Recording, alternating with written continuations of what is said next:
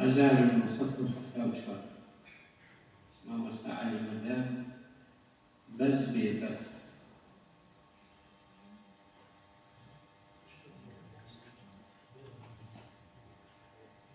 أمثل بلديه أو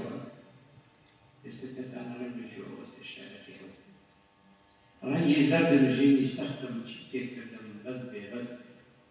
أقول فامن مو بردم بيدك كدم كيدك كدم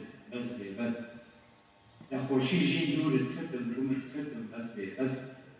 شدت كدم تحت بردم خوشي مستقوم وكس ويرمس الجردان كدم وصوار كدم حيناحس زرد لاوازم ليقوبار دهون بمار نيمة كس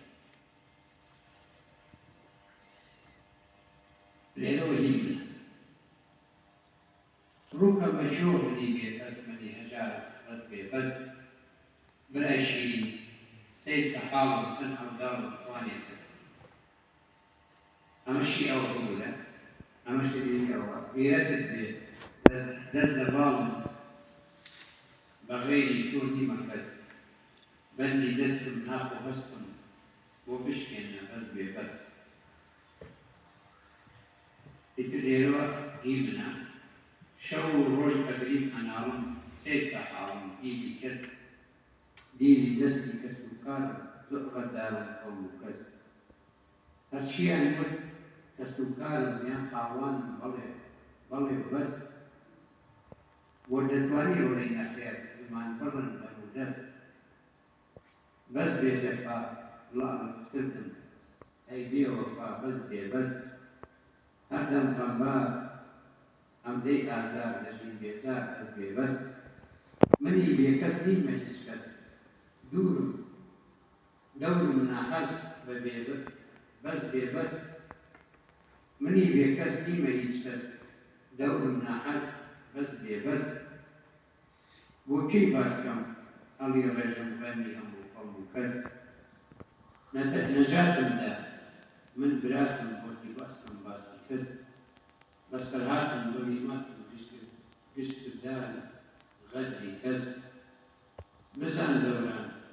شي كدم بوچوي كدم بس شيتو فتيارين كدم بركة كدم بشتان حس أينم نمام بخداو كلام في بوم شمام بس شاو كذبو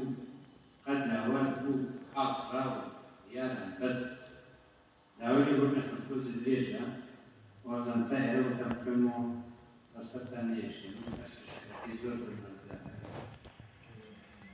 واستعين مدام أجزي أسلم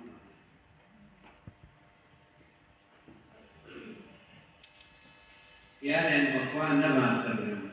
يوم يمد الإنجاري بس أوري من في دون مردم شيكي كتم خصوص سودي نبو صوزي نبو خيري نبو بيش كس أي قوم داخل جرام غدي الدنيا بنفس فنوع قميل مطوائي سابيش كس حبوي كس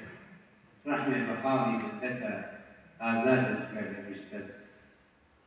خداي دورا روح كرد تو قميل توي بس تو رحمتي تو فناني بكساني هاتوي بس تقول أنا ما نفهم